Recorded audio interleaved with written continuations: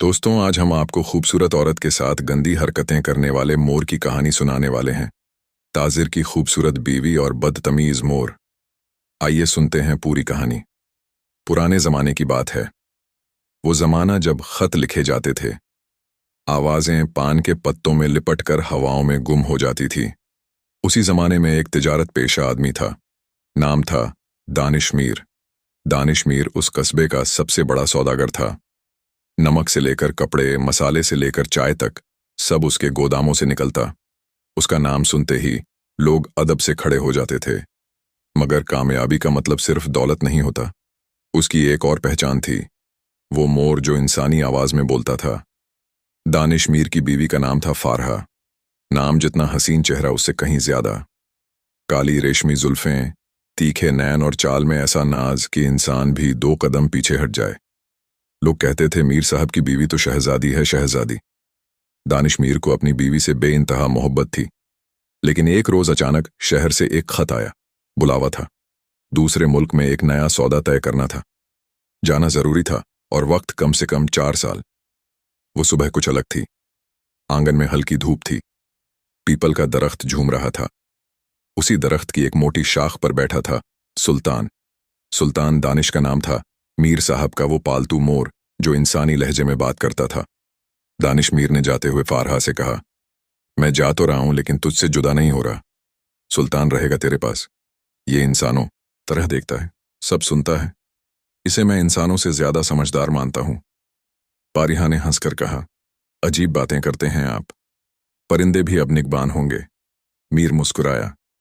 जब परिंदे वफादार हो तो इंसानों से बेहतर साबित हो सकते हैं। और वह चला गया। पारिहा के लिए मोर तो बस एक परिंदा था, मगर सुल्तान अब घर की खिड़की बन चुका था। वो देखता, सुनता और समझता भी था। जैसे जैसे दिन बीतते गए, फारिहा की जिंदगी बदलने लगी। एक दोपहर गांव के चौक में 10-15 लोग एक दरख्त के नीचे बैठे थे। कोई तेल का कारोबारी था, कोई गेहूं बेचने वाला। सब आपस में कारोबार की बातें कर रहे थे कि तभी हवा में परों की सरसराहट सुनाई दी। मोर सुल्तान उड़कर आया और पेड़ की सबसे नीची डाल पर बैठ गया।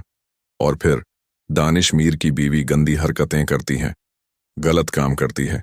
वह नाजायज आशिक को बुलाकर रात को घर में रखती है। सन्नाटा छा गया। सबने हैरत से एक दूसरे की तरफ देखा।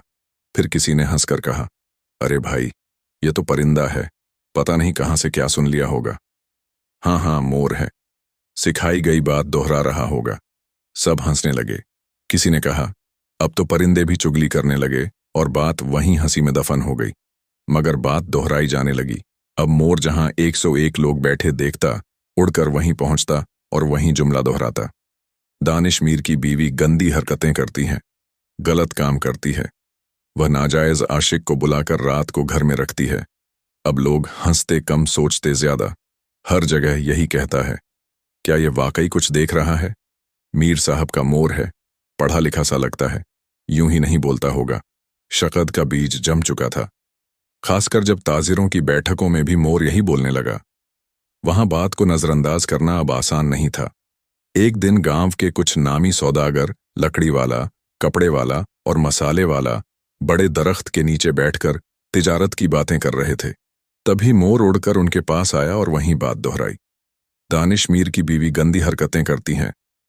सौदागरों के कान खड़े हो गए। उन्होंने एक दूसरे की तरफ देखा। एक ने कहा, इसने दानिश मीर का नाम लिया, ऐसे थोड़ी। दूसरे ने कहा, यह वही मोर है ना जो मीर साहब से बातें करता था। तीसरे ने फुसफुसाकर कहा, इतनी दफा कह चुका है, अगर सब झूठ होता तो अब तक थक गया होता। अब फैसला हुआ, मीर साहब को खबर भेजी जाए। मोर वापस उड़कर घर गया। सुल्तान उड़कर वापस उसी पीपल पर आ बैठा जहां से सब शुरू हुआ था। नीचे फारहा बैठी थी, हाथ में शीशा, कानों में नई बालियां, होठों पर सुर्ख लिपस्टिक। वक्त यूं ही आगे बढ़ता गया।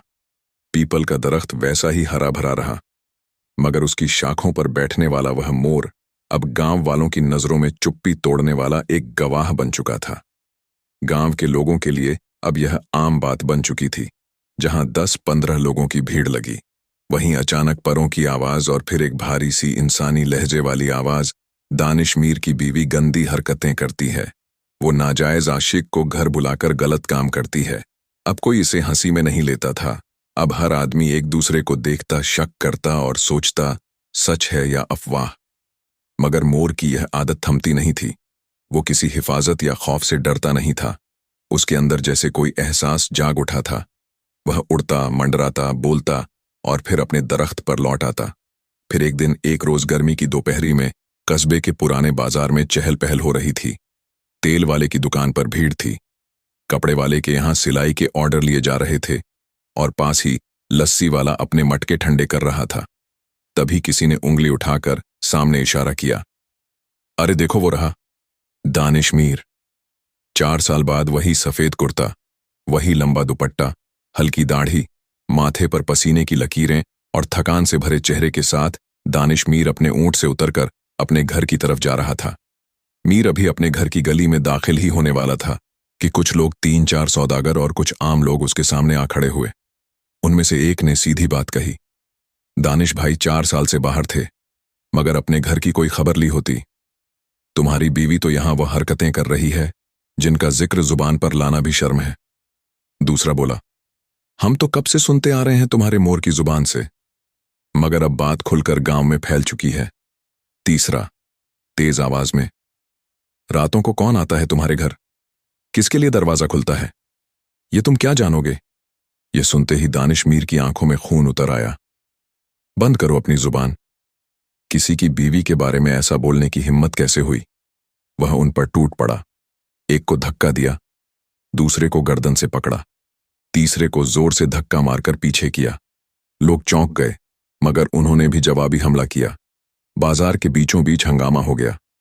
किसी ने पटाखा नहीं फोड़ा था, मगर गांव की इज्जतें उड़ रही थीं। अब मामला गर्म हो चुका था।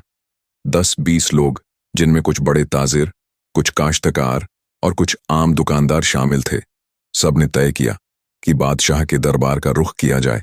हमने इज्जत से समझाया, मगर इसने उल्टा हम पर हाथ उठाया। यह बर्दाश्त से बाहर है। अब फैसला बादशाह ही करेगा। बादशाह का दरबार उस जमाने में एक आलीशान दीवान खाना होता था। संगमरमर की फर्श, ऊंचे झूमर और हर कोने में खड़े सरदार। बादशाह एक गहरे भूरे रंग की कम ख्वाब की रजाई पहने अपने सिंहासन पर बैठा दस्तावेजात में मशगूल था। जब गांव के लोग पहुंचे, उन्हें कहा गया, बादशाह सलामत फिलहाल मशरूफ हैं, इंतजार फरमाइए। वो सब बाहर खड़े रहे। घंटे बीते, पसीने में भीगे चेहरे, दिलों में उबाल। आखिरकार देर शाम एक सिपाही ने अंदर से आकर कहा, बादशाह सलामत अब आपसे मुलाकात फरमाएंगे। बादशाह ने गंभीर लहजे में पूछा, तुम सब इतनी तादाद में क्यों आए हो और इतनी देर तक मेरा इंतजार क्यों किया? ताजिरों में से सबसे उम्र दराज ने कहा, बादशाह सलामत, मामला छोटा नहीं है। कस्बे के बड़े सौदागर दानिश मीर की बीवी, उसकी हरकतें अब हमारी इज्जतों पर सवाल बन चुकी हैं। दूसरा बोला, उसका मोर खुलेआम कहता है कि वह किसी नाजायज मर्द को अपने घर बुलाती है, और जब हमने दानिश मीर से इस बारे में बात की तो उसने हमें ही पीट डाला। तीसरे ने गुस्से से कहा, हम इस बेइंसाफी की शिकायत लेकर आपके दरबार आए हैं ताकि फैसला आपका हो। बादशाह चुप था। उसकी आंखों में हैरत थी। एक मोर की गवाही, मगर बात तो कई जुबानों से निकल चुकी थी। और फिर इसी खमाखामी के बीच दरबार के बाहर तेज कदमों की आवाज हुई। सिपाही पलटे, पहरेदार सतर्क हुए। दरवाजा खुला और एक शख्स हांफता हुआ अंदर दाखिल हुआ। उसके चेहरे पर गुस्सा, कपड़े मिट्टी से भरे, आंखों में सवाल और कांधे पर वही मोर बैठा था। दानिश मीर बादशाह ने उसे देखते ही कहा, तुम्हारे बारे में ही यहां शिकायतें हो रही हैं। मीर बिना रुके सीधा सिंहासन के सामने जाकर खड़ा हुआ, मगर इससे पहले कि वो कुछ बोलता, मोर ने बोलना शुरू किया। कंधे पर बैठा मोर अचानक सीधा हुआ। उसने पंख फड़फड़ाए, गर्दन ऊंची की और बुलंद आवाज में बोला, बादशाह सलामत, मेरा आदाब कबूल कीजिए। मुझे आपसे मिलकर बेहद खुशी हुई। दरबार में सन्नाटा। हर आंख उस मोर को घूर रही थी जो इंसानों की तरह जुबान से बात कर रहा था। मैं दानिश मीर का मोर हूं। 4 साल से उसकी बीवी के साथ घर में रह रहा हूं। मैंने सब देखा है और अब मैं दरबार के सामने सब बताने आया हूं। बादशाह दंग रह गया। ऐसा साफ लहजा, ऐसी बेबाकी जैसे कोई गवाह खुद अपने पैरों पर चलकर आया हो। तुम सच बोलते हो? बादशाह ने पूछा। सच बोलना मेरा काम है। बादशाह की आंखें उस मोर पर जम चुकी थीं। वो मोर जो दानिश मीर के कांधे पर बैठा था, जैसे कोई हमराज, कोई पुराना साथी, कोई गवाह। कुछ लम्हे तक खामोशी रही। फिर बादशाह ने अपने हाथ में पकड़ा हुआ चांदी का पंखा एक तरफ रख दिया और धीमे मगर ठहराव भरे लहजे में बोला, इस मोर को देखते हुए तो ऐसा लगता है जैसे किसी घर के बूढ़े को देख रहे हों। बेहद खूबसूरत परिंदा है। फिर मुस्कुराकर दानिश मीर की तरफ देखा। क्या इसे मैं खरीद सकता हूं? जो दाम लगाओगे दिया जाएगा। दानिश मीर ने सर उठाकर एक बार मोर की तरफ देखा, फिर बादशाह की आंखों में आंखें डालकर कहा, बादशाह सलामत, ये कोई खरीद बिक्री की चीज नहीं है। ये मेरा पाला हुआ साथी है। ये मेरे साथ हर सफर में रहा है। ये वही है जिसने मेरी तन्हाई में मेरे राज सुने हैं और मेरी वापसी पर मेरा सब कुछ बताया है। इसे मैं किसी कीमत पर नहीं बेच सकता। बादशाह ने गहरी सांस ली और धीमे से मुस्कुराया। बहुत खूब, वफादारी बिकती नहीं निभाई जाती है। फिर लहजा थोड़ा गैर रमजी हुआ। तो बताओ किस मसले के लिए मेरे दरबार में आए हो? दानिश मीर दो कदम आगे बढ़ा। बादशाह के सामने बहुत थके हुए लहजे में बोला, बादशाह सलामत, मैं आपके सामने एक बहुत संगीन मसला लेकर हाजिर हुआ हूं। मैं पेशे से ताजिर हूं। अक्सर कारोबार के सिलसिले में सफर करता रहता हूं, लेकिन इस बार जो गया तो 4 साल लग गए। मेरे पीछे मेरे घर में मेरी बीवी फारहा और यह मोर ही थे। फारिहा बहुत खूबसूरत लड़की है, इतनी कि जब मैंने उसे पहली बार अपनी शादी की रात देखा तो मैं कांप गया। मैं जल्दी से उठकर कमरे से बाहर चला गया और सीधा अपनी माँ के पास पहुंचा। वो उस वक्त छत पर थी। मैंने कहा, वालिदा, आपने मेरी शादी इतनी हसीन औरत से क्यों करवाई? मेरी माँ हैरान हो गई। बोली, बेटा यह कैसा सवाल है? तुम तो खुश होनी चाहिए। लेकिन मैंने कहा, मैं एक आम शक्ल सूरत वाला आदमी हूं और यह कहीं ऐसा ना हो कि यह मुझे पसंद ना करे या पहले से किसी और से ताल्लुक रखती हो। मेरी माँ ने मेरे सर पर हाथ रखते हुए कहा, बेटा हुस्न से मोहब्बत नहीं होती, किरदार से होती है। फारिहा एक गरीब घर की लड़की है, लेकिन उसकी सीरत अच्छी है, इसीलिए मैंने उसे तुम्हारी बीवी बनाया। उसकी नजरों में शर्म है, अदब है, तहजीब है। उनकी बातें दिल को तो लगीं, लेकिन दिमाग में जो शक का कीड़ा घुस चुका था वह अब धीरे धीरे जड़ पकड़ने लगा। मैंने खुद को काम में डाला, लेकिन हर वक्त यह डर सताता रहा कि इतनी हसीन बीवी मेरी कैसे हो सकती है। जरूर इसके पीछे कोई राज होगा। मैंने फारिहा से कभी कोई इल्जाम नहीं लगाया, कभी कोई सवाल नहीं किया, लेकिन अंदर ही अंदर मैं खुद को खोखला करता रहा। और फिर 4 साल बाद जब लौटा तो कस्बे के बाजार में मेरी इज्जत को उस वक्त ठोकर लगी जब मुझे लोगों ने घेर लिया। 10 से 20 लोग, कुछ ताजिर, कुछ आम दुकानदार, सब ने मुझे रोका। कहाँ? दानिश भाई, तुमने कभी सोचा भी है कि तुम्हारे पीछे तुम्हारी बीवी क्या कर रही थी? किसको घर बुलाती थी और रात में किन के साथ क्या क्या होता था? बादशाह सलामत, सोचिए मेरी क्या हालत हुई होगी जब मेरी बीवी के बारे में ऐसे लफ्ज सुने, वह भी बाजार के बीचों बीच। मैं आपा खो बैठा। मैंने उन्हें मारा, पीटा, धक्का दिया और बस उसी का फायदा उठाकर वो लोग अब यहां आपकी अदालत में शिकायत लेकर पहुंचे हैं। लेकिन अब आप खुद सोचिए, क्या मेरी शर्मिंदगी की जायज नहीं थी? बादशाह गहरी सोच में पड़ गया। तभी बादशाह की निगाह फिर उस मोर पर पड़ी जो अब तक बिल्कुल खामोशी से कांधे पर बैठा हुआ था, जैसे उसका वक्त आने का इंतजार कर रहा हो। बादशाह ने धीमे लहजे में कहा, तो तुम वही मोर हो जिसकी आवाज ने सारे कस्बे में हलचल मचा दी। मोर ने गर्दन ऊपर उठाई, एक बार पंख फैलाए और फिर बहुत ही साफ सीधी जुबान में बोला, बादशाह सलामत, मैं वो हूं जो दानिश मीर के घर का गवाह रहा हूं। मैं बोलता हूं मगर झूठ नहीं बोलता। मैंने अपनी आंखों से देखा है रात के सन्नाटे में कौन आता है, कब आता है, कैसे अंदर जाता है और कौन फारहा के कमरे से निकलता है। यह बातें किसी परिंदे की कहानियां नहीं हैं। यह उस साय की गवाही है जो दरख्त की शाखों से हर रात नीचे झांकता रहा। दानिश मीर थोड़ी देर तक चुप रहा, फिर अपनी आवाज को थामते हुए एक लजिश के साथ बोलना शुरू किया, बादशाह सलामत, आप जो यह मोर देख रहे हैं ना, यह मेरे लिए महज एक परिंदा नहीं बल्कि मेरा हमदम, मेरा दोस्त, मेरा साया है। यह मोर मेरी दुकान में हमेशा मेरे साथ बैठा करता था। जो भी ग्राहक आते थे यह उनसे बात करता, सवाल करता कभी कभी सलाह भी देता। कई बार तो ग्राहक सिर्फ इस मोड़ से मिलने आते थे। बादशाह की आंखें कुछ देर के लिए चमक उठीं। उसके चेहरे पर हल्की सी मुस्कान आई, जैसे उसने उस मंजर की याद कर लिया हो। दानिश ने बात जारी रखी, लेकिन मैं इसे कभी घर नहीं लेकर गया। दुकान तक ही सीमित था यह। लेकिन वक्त के साथ साथ यह मेरी दुनिया का हिस्सा बन गया। यह मोड़ सिर्फ बातें नहीं करता, समझता भी है। फिर एक दिन मेरे दोस्त का खत आया, जो बाहर एक बड़े मुल्क में कारोबार करता था। उसने बुलाया। मैं जानता था कि यह सफर छोटा नहीं होगा। 4 साल की बात थी। दिल भारी था, लेकिन मौका भी था। बीवी को साथ नहीं ले जा सकता था और मेरी मां का इंतकाल हो चुका था, सो घर पर सिर्फ फारहा रह गई थी। अब बादशाह सलामत जब से मेरी बीवी इस घर में आई थी, मोहल्ले के लड़के ऊंची दीवारों से झांकने लगे थे। चुपके से कोनों से देखने की कोशिश करते थे। क्योंकि पर्दादार थी हमेशा घूंघट में घर के कोनों तक सीमित, तो मैंने उससे कभी कोई शिकवा नहीं किया। मगर मेरा दिल वह घुटता था। मैंने कई बार झगड़े किए, लफड़े हुए, मगर नजरों का ताना बाना ऐसा था कि हर कोशिश नाकाम जाती। अंत में मैंने अपने घर की दीवारें और ऊंची करवा दी। मगर दीवारें ऊंची करने से इरादे नहीं रुकते। दानिश मीर अब थोड़ा और गंभीर हो गया। उसके चेहरे पर पुरानी थकावट और याद की गर्द मिली हुई थी। जब मैं जाने लगा तो मैंने इस मोर को घर में छोड़ने का फैसला किया। मैंने कहा, देखो सुल्तान, अब मेरे बाद इस घर की हिफाजत तुम्हारे जिम्मे है। मेरी बीवी अकेली है। कोई इस घर की तरफ गलत नजर से देखे तो शोर मचा देना, कोई अंदर आए तो हमला कर देना, गांव वालों को बुला लेना। और इस वफादार मोर ने मेरी आंखों में आंखें डालकर कहा, भाईजान, तुम बेफिक्र होकर जाओ, मैं तेरे घर का पहरेदार बनकर रहूंगा।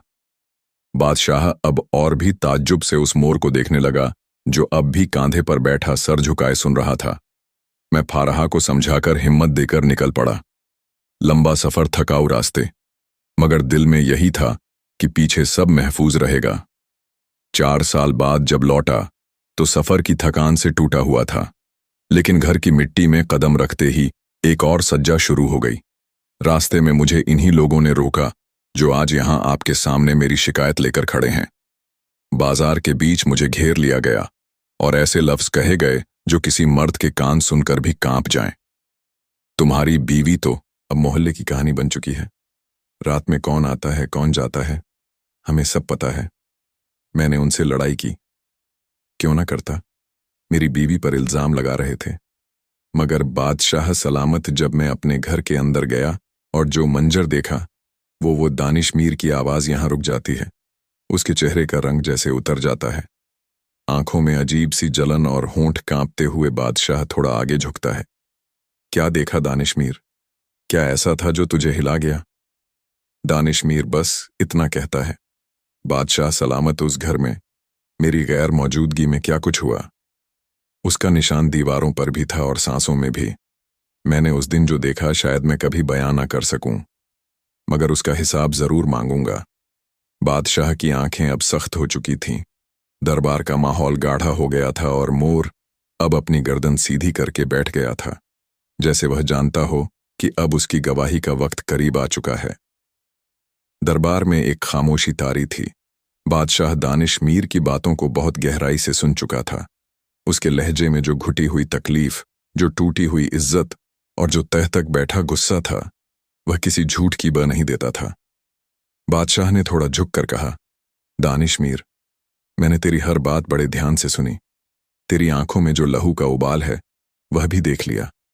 मगर अब एक सवाल है, आखिर ऐसा कौन सा मंजर था जिसे देखकर तू इस कदर फट पड़ा? दानिश मीर ने एक पल के लिए नजरें उठाई, फिर पूरे दरबार पर दौड़ाई। सैकड़ों आंखें उसे घूर रही थीं, जैसे हर कोई उसके जवाब को पी जाना चाहता हो। फिर दानिश मीर बोला, बादशाह सलामत, यह बात मैं सबके सामने नहीं कह सकता। जो मैंने देखा वो मेरी जुबान पर बोझ बन चुका है। आपसे गुजारिश है कि हम दोनों अकेले में बात करें। बादशाह ने इशारा किया। पास खड़े सरदार ने दरबारियों को बाहर जाने का हुक्म दिया और फिर दोनों दानिश मीर और बादशाह महल के एक कोने में बने खास कमरे में दाखिल हुए। कमरे का दरवाजा बंद हुआ। हवा भी वहां अब सांसें थाम कर बैठ गई। बादशाह ने बैठते ही पूछा, अब बता दानिश, क्या देखा था तूने? दानिश मीर की आवाज में अब घबराहट नहीं बल्कि एक ऐसी कड़वाहट थी जो वक़्त के साथ पक चुकी थी। बादशाह सलामत। जब मैं 4 साल बाद अपने घर पहुंचा तो सोचा था बीवी दौड़कर सीने से लगेगी, मेरा इंतजार कर रही होगी। लेकिन दरवाजा बंद था। मैंने खटखटाया, अंदर से कोई जवाब नहीं आया। आवाज दी, तब भी कोई हलचल नहीं। लेकिन फिर मैंने कुछ सुना। कमरे से आहें आ रही थीं, कराने की हल्की हल्की आवाजें, जैसे कोई थकावट में सांस ले रहा हो। मेरे दिल ने धड़कना बंद कर दिया। मेरे कदम जड़ हो गए, मगर फिर भी मैं चुपके से दरवाजा खोलकर अंदर दाखिल हो गया। बादशाह की आंखें अब सिकुड़ने लगी थीं। दानिश मीर अब कांपती आवाज में कह रहा था, बादशाह सलामत। मेरी बीवी फारेहा कमरे में थी, बहुत ही कम कपड़ों में बिस्तर पर लेटी हुई। उसकी सांसें तेज थीं, जिस्म पसीने से भीगा हुआ था। जैसे ही मैंने दरवाजा खोला वह घबरा गई, बदन ढंकने लगी। उसकी आंखों में डर था, मोहब्बत नहीं। और उसका चेहरा जैसे कोई जुर्म पकड़ में आ गया हो। मैं पत्थर बन गया। वो उठने लगी मगर लड़खड़ा रही थी। मैंने पूछा, यह क्या है? यह हालात क्यों हैं? उसने कहा, आप अचानक आ गए, मुझे खबर नहीं थी।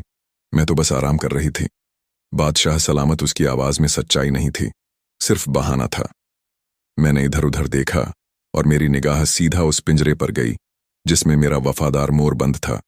उसके पंख बिखरे हुए थे, उसके मुंह पर कपड़ा बंधा हुआ था और वह बेचैनी से फड़फड़ा रहा था।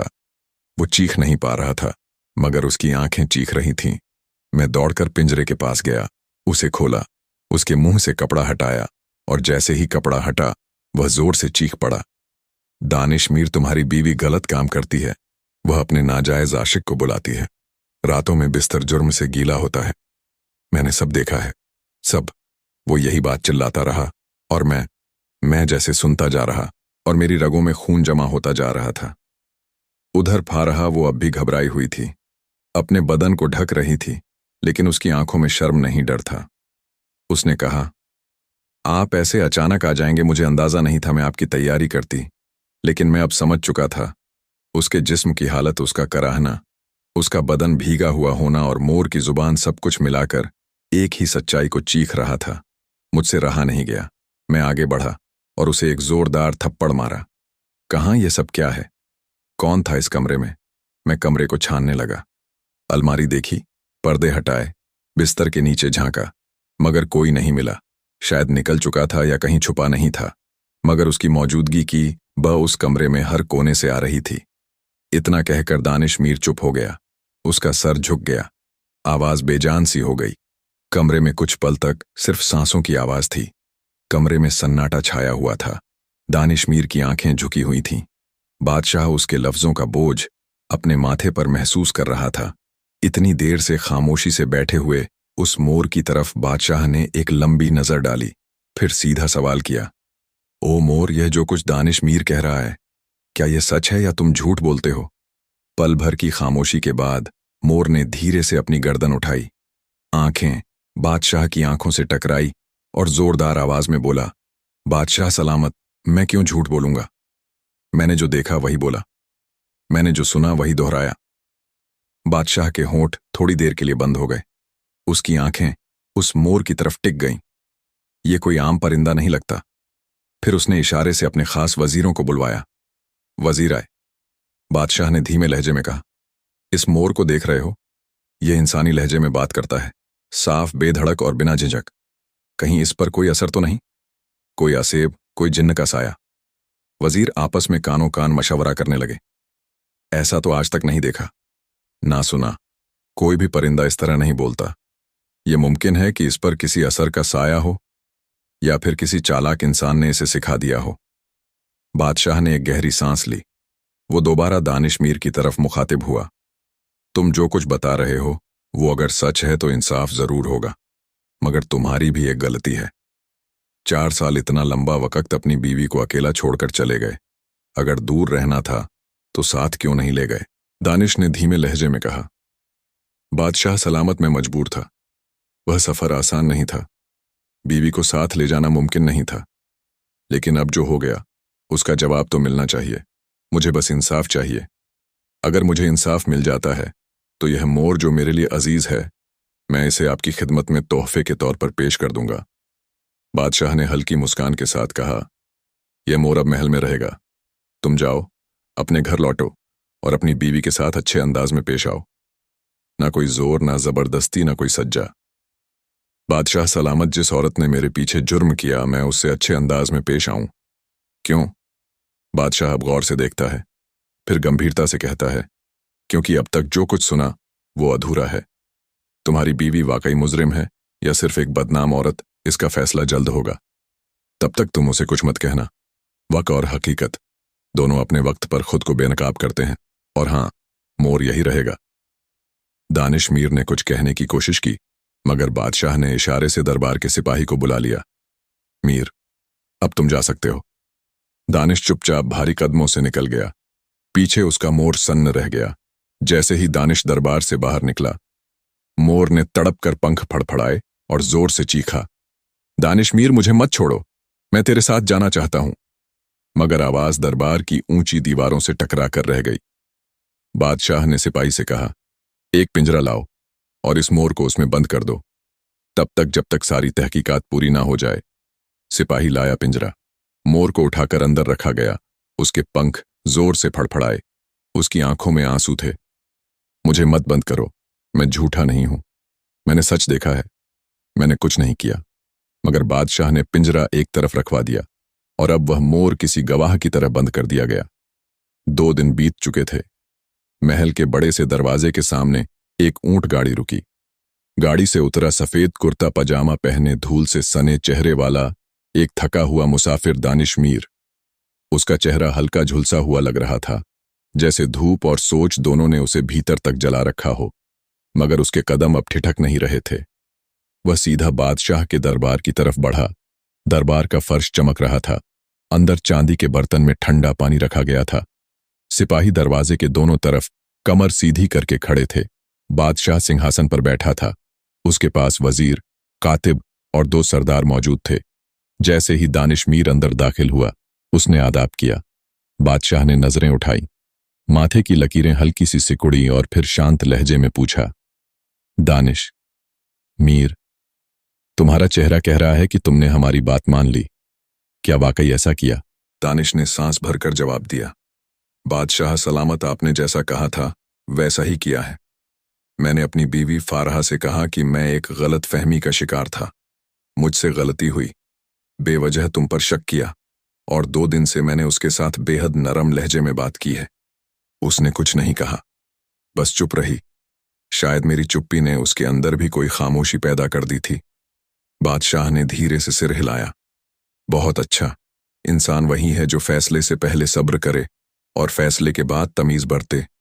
अभी यह बात पूरी भी नहीं हुई थी कि दरबार के दरवाजे पर हलचल हुई। एक सिपाही अंदर दाखिल हुआ और उसके साथ था एक 60 साल का बूढ़ा शख्स, सर पर सफेद पगड़ी, कंधे पर एक पुरानी झूठ की पोटली, पांव में चप्पलें घिसी हुई, मगर चाल में ऐसी ठहराव कि जैसे वक्त का भी उस पर कोई असर नहीं।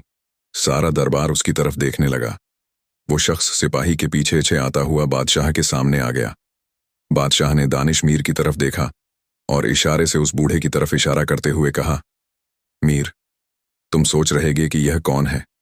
ये हैं हकीम साहब। इनका नाम शहरों में नहीं, परिंदों की जुबानों में लिया जाता है। यह ना सिर्फ परिंदों का इलाज करते हैं, बल्कि उनकी नस्ल, उनकी अक्ल, उनकी जुबान और उनके फितरत के बारे में वह जानते हैं जो आम लोग समझ ही नहीं सकते। हमने इन्हें खास तौर पर बुलवाया है तुम्हारे मोर के लिए। दानिश मीर की आंखें फैल गईं। मगर बादशाह सलामत, जब मोर साफ साफ कह रहा है कि मेरी बीवी गलत काम करती है, तो फिर इन सब बातों की क्या जरूरत है? क्यों हम सब सच्चाई को यूं घुमा रहे हैं? बादशाह की आवाज अब थोड़ी सख्त हो गई। मीर, सब्र करो। सच बोलना एक बात है और सच को साबित करना दूसरी। ये दरबार है, कोई नुक्कड़ की गली नहीं जहां आवाजें ही फैसले बन जाएं। यहां इंसाफ जमीर से भी होता है और जिम्मेदारी से भी। बादशाह ने सिपाही को इशारा किया, जाओ मोर को ले आओ। कुछ ही देर में 2 सिपाही एक बड़ा सा लोहे का पिंजरा लेकर दरबार में दाखिल हुए। पिंजरे के अंदर वही मोर सुल्तान बैठा हुआ था। उसके पंख अब बिखरे हुए थे। आवाज में थकावट थी, मगर आंखें अब भी चमक रही थीं। जैसे ही उसकी नजर दानिश मीर पर पड़ी, वह अचानक फड़फड़ाया और दरबार के सामने चीखने लगा। दानिश मीर की बीवी गलत काम करती है, नाजायज आशिक को बुलाती है, गंदी हरकतें करती हैं। रात के अंधेरों में बिस्तर को जुर्म की जगह बना दिया है। पूरा दरबार सन्न रह गया। वजीर आपस में फुसफुसाने लगे, कुछ दरबारी आंखें झुकाने लगे और दानिश मीर जैसे उसके सब्र का बांध टूट गया हो, जोर से चीखा, देखिए बादशाह सलामत, ये देखिए, क्या अब भी आपको सबूत चाहिए? ये परिंदा बार बार वही कह रहा है, मेरी बीवी मुजरिम है। वह अपनी आंखों से आंसू पोंछते हुए घुटनों पर बैठ गया। उसके कंधे कांप रहे थे। बादशाह ने गहरी आवाज में कहा, मीर, चुप हो जाओ। अब वक्त है कि सुल्तान के बारे में हकीम साहब से सुना जाए। हकीम आगे बढ़े। उन्होंने पिंजरे के पास जाकर बहुत इत्मीनान से मोर को देखा, फिर बोले, मुझे कुछ वक्त दीजिए। बादशाह सलामत, मैं इस परिंदे से अकेले में बात करना चाहता हूं। जैसे एक तबीब अपने मरीज से 4 आंखें करके बात करता है, वैसे ही मैं भी करना चाहता हूं। बादशाह ने इजाजत दी। 1 घंटे तक हकीम साहब और मोर के बीच बातचीत होती रही। न कोई ज्यादा आवाजें, न शोर, मगर इशारे, फड़फड़ाहट, पंखों का फैलना, गर्दन का झुकना, हर हरकत जैसे कोई गहराई से भरी बातचीत का हिस्सा थी। 1 घंटे बाद हकीम वापस दरबार में आए। बादशाह उठकर खड़े हो गए। दोनों एक तरफ के कमरे में दाखिल हुए। कमरे का दरवाजा बंद हुआ। कुछ देर तक अंदर सन्नाटा रहा, फिर धीमी आवाजें, और फिर एक लम्हे के बाद दरवाजा खुला। बादशाह का चेहरा अब बिल्कुल गंभीर था। दानिश मीर आगे बढ़ा, उम्मीद और डर के बीच झूलता हुआ। बादशाह सलामत, क्या कहा हकीम साहब ने? बादशाह उसकी तरफ देखा, फिर आहिस्ता से बोला, जो कुछ उन्होंने बताया वह अगर सच है तो हम सबको हैरानी होगी, क्योंकि यह मोर आम मोर नहीं है। हकीम साहब इसे साथ लेकर जा रहे हैं। अभी नहीं बता सकते कि उन्होंने क्या देखा, क्या जाना, मगर उन्होंने वादा किया है कि बहुत जल्द हकीकत पूरी तरह सामने आएगी। दानिश मीर कुछ कहना चाहता था, मगर उसकी जुबान जाम हो गई। मगर बादशाह ने उसकी बात काटते हुए कहा, तुम जाओ, अपनी बीवी के साथ जैसे हमने कहा था वैसे ही रहो। फैसला जल्द सुनाया जाएगा। और हां, मोर अब तुम्हारा नहीं रहा। सुल्तान अब भी पिंजरे में हकीम साहब के साथ बाहर जा रहा था, मगर जैसे ही दरबार के दरवाजे के करीब पहुंचा, उसने गर्दन घुमाकर पीछे देखा और एक आखिरी बार चीखा, दानिश, मीर मुझे छोड़कर मत जा, मैंने तेरा साथ कभी नहीं छोड़ा। दानिश की आंखों से आंसू बह निकले, मगर वह चुप रहा। 2 हफ्ते बीत चुके थे। वह 2 हफ्ते दानिश मीर के लिए आसान नहीं थे। न नींद सुकून देती, न खाना हलक से उतरता। हर वक्त एक ही ख्याल सच्चाई सामने आ चुकी है, मगर सजा क्यों नहीं सुनाई जा रही। हर रात वो घर लौटता, फेहा सामने बैठी होती, उसकी आंखों में अब भी वही नरमी, वही सादगी, मगर अब दानिश की आंखें उस सादगी को देख नहीं पाती थीं। मीर बस यही सोचता रहता, क्या वाकई यह औरत मुजरिम है, या मैं किसी और के बोलने पर अपनी दुनिया तबाह कर रहा हूं। एक सुबह दानिश मीर एक बार फिर बादशाह के दरबार पहुंचा, आदाब किया और सीधा लफ्जों में सवाल दाग दिया, बादशाह सलामत, 2 हफ्ते हो गए हैं। एक एक पल मेरे लिए बरसों जैसा लग रहा है। मेरा मोर गवाही दे चुका है, आपके सामने सब कुछ खुल चुका है, तो अब फैसला क्यों नहीं हो रहा? बादशाह ने दानिश की आंखों में देखा।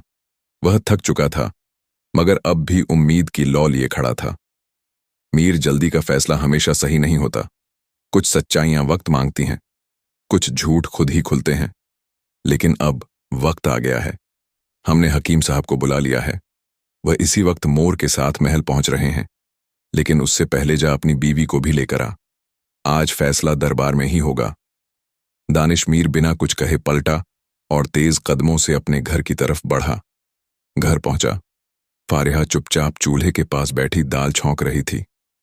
मीर की आवाज आई, चलो, बादशाह ने दरबार बुलाया है, तुम्हें भी साथ चलना है। फारिहा चौंकी नहीं, ना कुछ पूछा, ना कोई डर दिखाया, बस अपना दुपट्टा सिर पर ओढ़ा और चुपचाप उसके साथ चल पड़ी। महल में उस दिन सब कुछ बदल चुका था। दीवान एक खास सज चुका था। चारों तरफ रेशमी पर्दे, चांदी की दीवार घड़ियां और हजारों आंखें जो आने वाले लम्हों को गवाह बनना चाहती थीं। बादशाह अपने सिंहासन पर बैठा था, पास ही खड़ा था। हकीम साहब और उसके हाथ में था एक बड़ा सा पिंजरा, जिस पर एक काला मखमली कपड़ा ढंका हुआ था। जब मीर और फारहा दरबार में पहुंचे तो पूरा महल जैसे एक सिसकते हुए सन्नाटे में डूब गया। सबने देखा, मीर के चेहरे पर थकान थी, मगर फारहा का चेहरा अब भी उतना ही बेनिशान और सादगी से भरा था। बादशाह ने इशारा किया, दोनों पास आओ। मीर और फारहा सिंहासन से कुछ कदम दूर जाकर खड़े हो गए। अब बादशाह ने हकीम साहब से कहा, वो परिंदा दिखाओ जिसने इस कहानी को आवाज दी। हकीम साहब ने पिंजरे से धीरे धीरे मखमली कपड़ा हटाया और सामने आया सुल्तान वही मोर। मगर अब उसमें कुछ बदल गया था। उसके पंख चमक रहे थे, आंखों में कोई अलग सी चमक थी, गर्दन सीधी और चाल में ऐसा रब जो पहले कभी ना था। मोर का चिल्लाना, मगर इस बार कुछ और। जैसे ही मोर की नजर दानिश, मीर और फारहा पर पड़ी, उसने गर्दन उठाई, पंख फैलाए और जोर से बोला, दानिश मीर की बीवी अब मेरी बीवी है। उसने मुझसे निकाह किया है। वो अब दानिश की नहीं, मेरी है। दानिश, तू मेरा दुश्मन है। इस औरत को मेरे हवाले कर, वरना मैं तुझसे जंग करूंगा। तेरी बीवी अब सिर्फ मेरी है। ये सुनते ही पूरा दरबार सन्न रह गया। वजीरों के मुंह खुले रह गए। दरबारी आपस में फुसफुसाने लगे। कुछ ने तो हंसी दबाई, मगर कई के चेहरे डर से सफेद हो गए। दानिश मीर फट पड़ा, क्या बकवास कर रहा है ये परिंदा है। औरत इंसान की होती है, परिंदे की नहीं। ये मेरी बीवी है।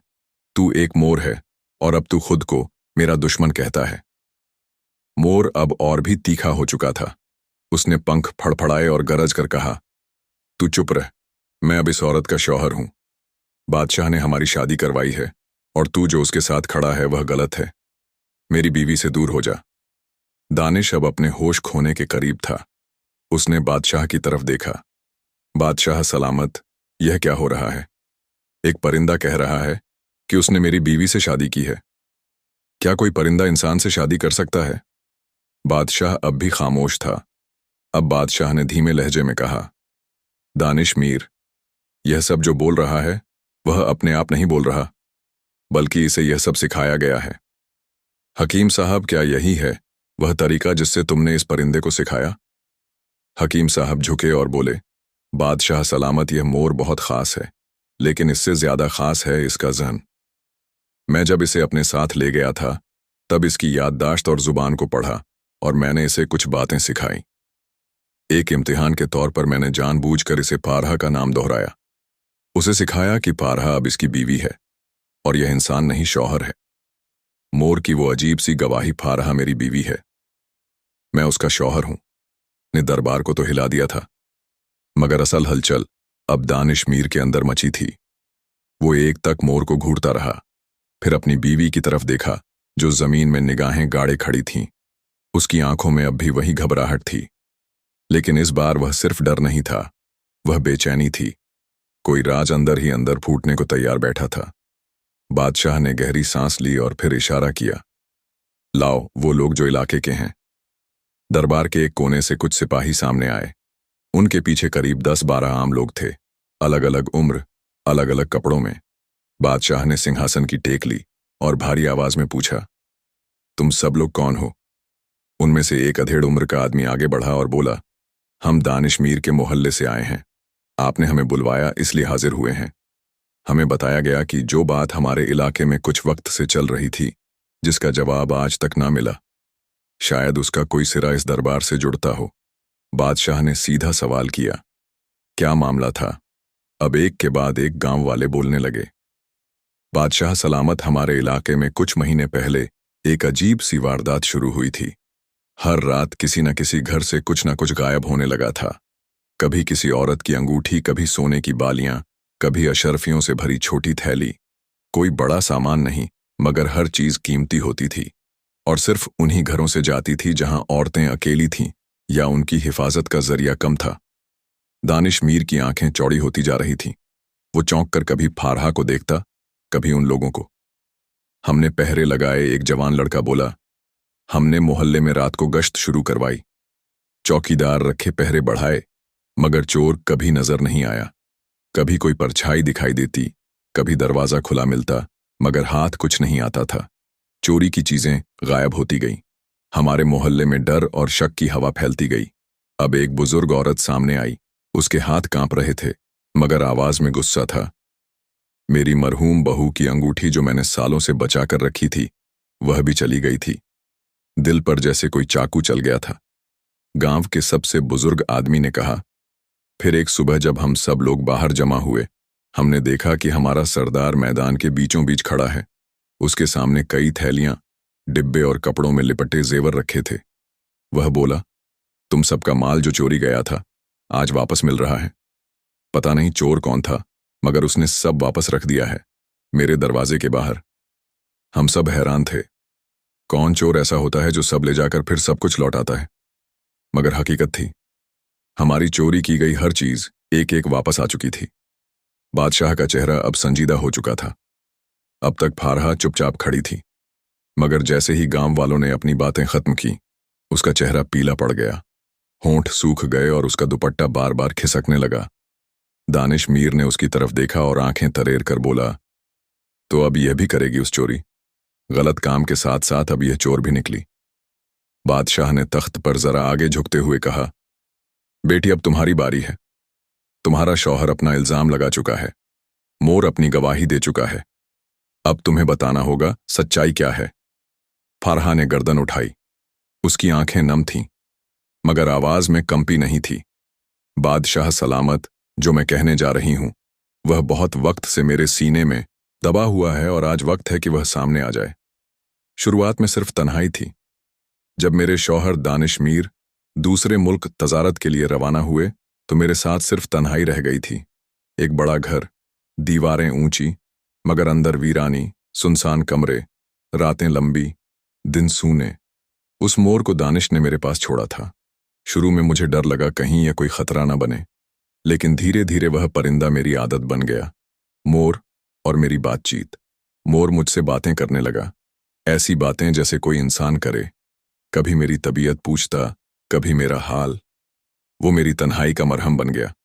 मैं उससे बातें करती, उसे खुराक देती, और वह पिंजरे में बैठा बैठा कहानियां सुनता। एक दिन इसने मुझसे कहा, मुझे बाहर निकालो, मैं और दिलचस्प बातें करूंगा। मैंने इनकार किया, मगर कई बार कहने पर मैं उसकी बातों में आ गई और पिंजरे का दरवाजा खोल दिया। मोर आजाद हो गया। अब वो मेरे साथ घर में घूमता, रसोई में, आंगन में, कमरे में मेरे पीछे पीछे चलता, जैसे कोई छोटा बच्चा हो। वो बहुत समझदार था, बोलचाल में शरारत, नजर में अक्लमंदी। वह मेरी हर बात समझता और जवाब देता। फिर एक दिन वह गायब हो गया। एक सुबह देखा मोर नहीं है। मैंने पुकारा, ढूंढा, घर के हर कोने में देखा, मगर वह कहीं नहीं था। दिन बीता, फिर दूसरा, तीसरा, चौथा, 4 दिन हो गए, मोर नहीं लौटा। मैं बेचैन हो गई। उसकी आदत लग चुकी थी, उसकी कमी महसूस होती रही। मगर 5वें दिन जो देखा, मैं बाग में गई जहां हमारा छोटा सा बाग है। वहां मैंने देखा कि वह मोर वापस आ गया है और जमीन खोद रहा है। मुझे हैरत हुई। मैं चुपचाप देखती रही। वो कुछ दबा रहा था मिट्टी में, फिर उड़कर चला गया। मैं वहां पहुंची, हाथों से मिट्टी हटाई तो होश उड़ गए। सोने के गहने, हार, अंगूठियां, वहां कई चीजें थीं। सोने की अंगूठियां, हार, अशरफियां, जो मैं कभी नहीं देखती अगर उसने गड़बड़ ना की होती। मेरी रूह कांप गई। मैं समझ गई कि यह कोई साजिश है। कहीं यही वही चीजें तो नहीं जो गांव में चोरी हो रही थी। अगले दिन जब मोर आया, मैंने उसे डांटा, कहा, यह क्या कर रहे हो? ये गहने कहां से आए? वो हंसने लगा और बोला, मैं जो चाहूं कर सकता हूं, मुझे तुम नहीं रोक सकती। मैंने उसी वक्त उसे पिंजरे में बंद किया, खाना नहीं दिया, बात करना बंद कर दिया। वह बौखला गया। अब वह मुझसे नफरत करने लगा, मेरे खिलाफ बातें बनाने लगा, कहने लगा, तू मुझे रोकती है, तेरी असलियत मैं सबको बताऊंगा। फिर एक रात उसने पिंजरे का ताला खोल लिया। मुझे यकीन नहीं हुआ, मगर उस दिन उसने मुझ पर हमला कर दिया। अपनी चोंच से मेरे जिस्म को नोचने लगा। सीना, बाजू, गर्दन, हर तरफ जख्म बना दिए। मैंने मुंह बांधा, ताला लगाया। मैं किसी तरह उसको पकड़कर फिर से पिंजरे में डाला। इस बार उसके मुंह पर कपड़ा बांधा और ताला भी लगाया। 3 दिन तक मैं तकलीफ में रही। जख्मों की वजह से कपड़े नहीं पहन पा रही थी। जो भी पहनती चुभता था, दर्द से कराह उठती थी। इसीलिए जब मेरा शौहर अचानक लौट आया, वो मुझे उस हालत में देखकर शक में पड़ गया। उसे मेरी हालत दिखी, कम कपड़ों में कराहती हुई, और उसने बिना पूछे अपना फैसला सुना दिया। तबीब ने बादशाह की तरफ देखकर कहा, बादशाह सलामत, यह जो मोर है ये कोई आम परिंदा नहीं है। इसमें अक्ल है मगर चालाकी की हद तक। इसमें जुबान है मगर जहर घोला हुआ। यह न सिर्फ इंसानी बोलचाल सीख चुका है बल्कि इंसानी जज्बातों को जानता है, और यही वजह है कि इसने लोगों के बीच दरार डालने का हुनर भी सीख लिया है। इसका इंसानों में रहना अब खतरनाक है। तबीब ने कहा, इस मोर ने जिस तरह दानिश मीर और उसकी बीवी के दरमियान नफरत और शक पैदा किया वो काबिले माफी नहीं। अगर इसे इंसानों के बीच और रखा गया तो यह एक नहीं कई घर बर्बाद कर सकता है। मैंने कई परिंदे देखे हैं मगर इसकी जहनियत में एक अजीब किस्म का बदला, एक बगावत और एक शैतानी चाल है। दानिश मीर दरबार में चुपचाप बैठा था, चेहरे पर सदमा, आंखों में पछतावा। यह कैसे मुमकिन है? वो बुदबुदाया, मैंने अपनी बीवी पर शक किया, एक परिंदे की बातों पर यकीन कर लिया। मैं तो खुद से नजर नहीं मिला पा रहा। पारिहा दीवार से लगकर खड़ी थी, आंखों से आंसू रुकने का नाम नहीं ले रहे थे। मैंने कोई गलत काम नहीं किया, फिर भी मुझे मुजरिम समझा गया। मेरे जिस्म पर जख्म थे लेकिन सवाल मेरी इज्जत पर उठे। मैंने चुपचाप सहा क्योंकि मुझे अपने शौहर से उम्मीद थी कि वह समझेगा, मगर उसने नहीं समझा। बादशाह गहरी आवाज में बोले, एक घर उजड़ते उजड़ते बचा है और इसका जिम्मेदार कोई इंसान नहीं बल्कि एक ऐसा परिंदा है जो इंसानों से ज्यादा चालाक निकला। हम इंसान कभी कभी इतना नीचे गिर जाते हैं कि अपने ही रिश्तों पर यकीन छोड़ किसी और की बातों पर चल पड़ते हैं। मगर याद रखो, न परिंदों को और ना ही किसी जालिम इंसान को इतनी अहमियत दो कि वह तुम्हारे दिलों में शक बो दे। ये सुनते ही दानिश मीर उठ खड़ा हुआ। उसने धीरे धीरे पिंजरे की तरफ कदम बढ़ाए। बादशाह ने कुछ नहीं कहा, किसी ने उसे रोका नहीं। वह पिंजरा खोला, मोर को बाहर निकाला। मोर उसकी आंखों में आंखें डालकर देख रहा था।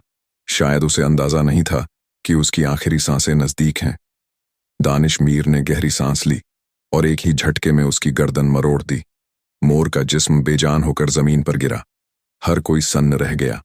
फहा की आंखें भर आईं, मगर इस बार सुकून का भी एहसास था। दानिश मीर उस मोर के पास बैठ गया, फिर फारहा की तरफ बढ़ा। मुझे माफ कर दो, मैंने तुम्हें पहचाने बिना सजा दे दी। मैंने तुम्हारे दर्द को नजरअंदाज किया, एक परिंदे की बातों पर यकीन किया और तुम्हारी मोहब्बत को ठुकरा दिया। क्या तुम मुझे माफ कर सकोगी? पारिहा की नजरें उठीं। पारिहा ने धीरे से कहा, अगर तुमने मुझे कभी अपना समझा था तो मैं तुम्हें छोड़ नहीं सकती, मगर वादा करो अब कभी किसी तीसरे की बात हमारे रिश्ते में ना आने दोगे। दानिश मीर ने उसका हाथ थाम लिया।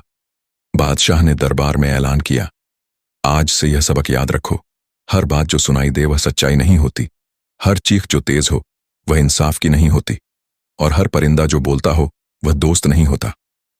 दानिश मीर और फारहा दरबार से रवाना हुए बिना किसी तामझाम के। कदम धीमे थे मगर दिलों में सुकून था। घर पहुंचकर फारहा ने दरवाजा खोला।